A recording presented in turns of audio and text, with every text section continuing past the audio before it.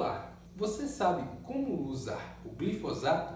Como ele age? Quais são os seus efeitos na planta? Quais as espécies são resistentes? Fique nesse vídeo e descubra isso e muito mais. Os herbicidas. Os herbicidas à base de glifosato têm um importante papel na agricultura. Não é à toa que eles são os mais utilizados aqui no Brasil e no mundo do manejo das plantas daninhas. Isso se deu principalmente com o desenvolvimento das plantas resistentes aos herbicidas. Além disso, o glifosato favoreceu o crescimento das áreas com o sistema de plantio direto. Meu nome é Gabriel Afonso e você está se inscrevendo no canal Confia no Agrônomo. Agora pegue o papel e a caneta e anote os principais pontos sobre esse herbicida. E antes, claro, deixe o seu like porque isso é muito importante. O que é o glifosato? O glifosato é uma substância química que é um ingrediente ativo de diversos herbicidas e alguns defensivos agrícolas. Utilizado no controle de plantas daninhas, ele é um composto organofosforado e existem mais de 750 agroquímicos que utilizam. Ele não tem ação sobre as sementes presentes no solo. Os herbicidas formulados com o glifosato são muito empregados na agricultura, lá no controle de espécies anuais e espécies perenes. Eles também são utilizados no manejo de plantas daninhas aquáticas. Isso é um perigo, mas ainda é utilizado. Os produtos à base do composto são aplicados no pós-emergência. Tem ação sistêmica e não seletiva. Eles não são seletivos. E ainda, eles têm grande capacidade de translocação nas plantas devido à ação e apresentação em diferentes estágios do desenvolvimento das plantas-alvo. Esses produtos são aplicados sobre plantas invasoras e são absorvidos pelas folhas delas. Dessa forma, o glifosato é transportado por toda a planta e interfere em diversos sistemas enzimáticos. Após a aplicação do glifosato, as plantas daninhas morrem lentamente. Os efeitos podem ser observados em poucos dias ou semanas da pulverização. A molécula do glifosato foi desenvolvida por acaso em 1950 pelo químico suíço Henri Martin. Ele trabalhava para a empresa farmacêutica Silag. A pesquisa de Henri Martin buscava compostos que pudessem ser utilizados na fabricação de medicamentos. No entanto, esse não era o caso do glifosato, que acabou sendo deixado de lado por 2 décadas.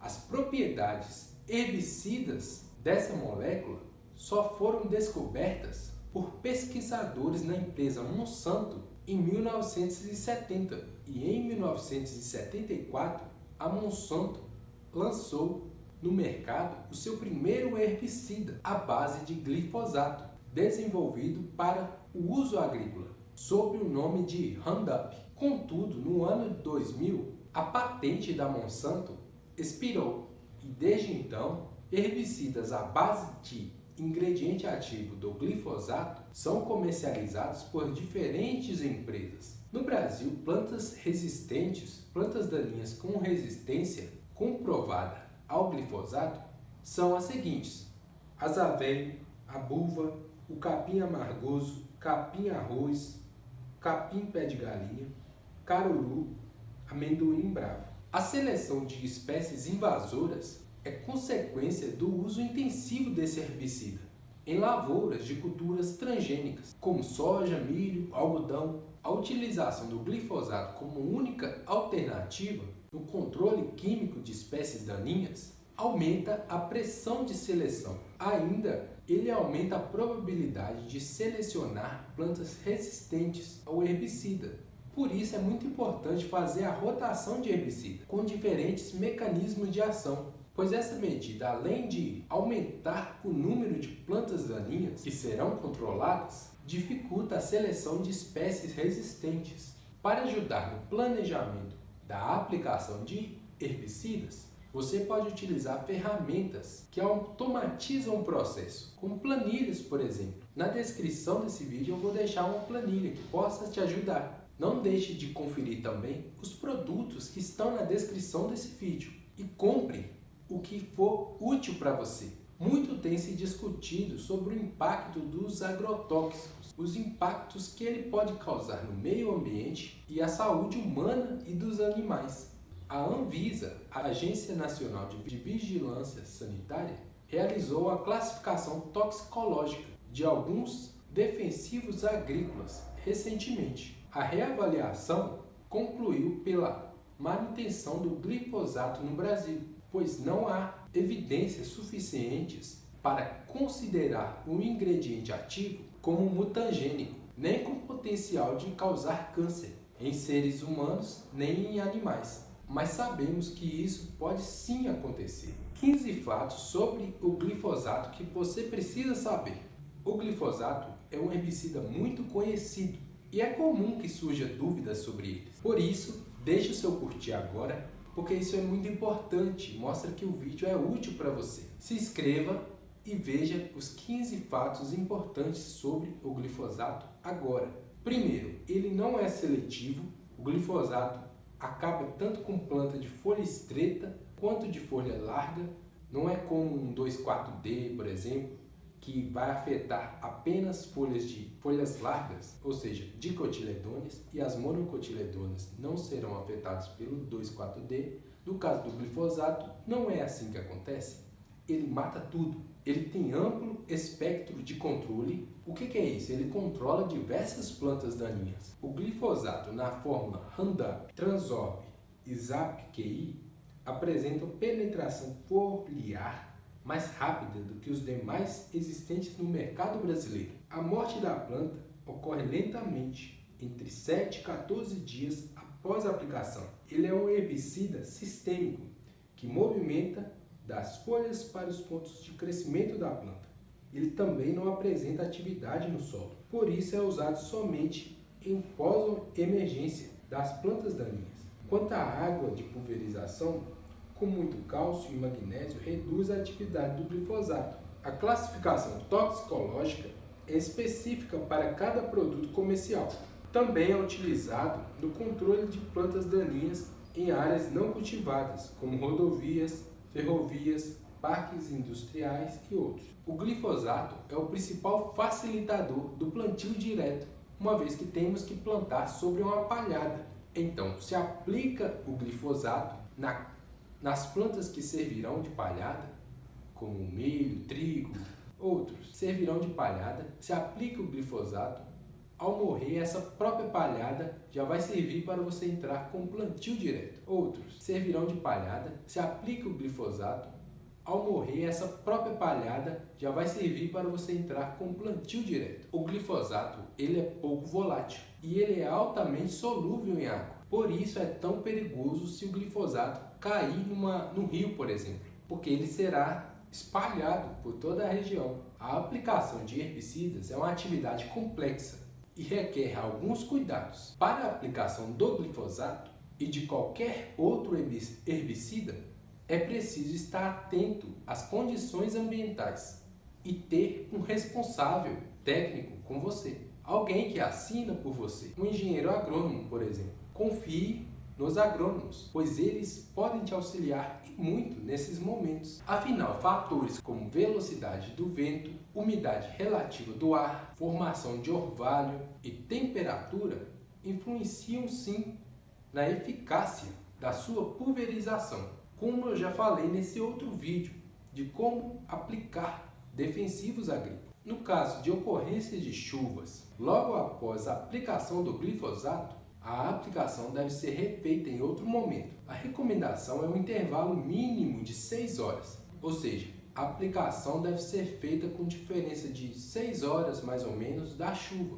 Então verifique a meteorologia de forma a estimar a previsão de chuvas. Outros fatores também influenciam no manejo das plantas daninhas, como a qualidade da água, pressão de trabalho do pulverizador, uso de adjuvantes, o tipo de bico e o tamanho da gota.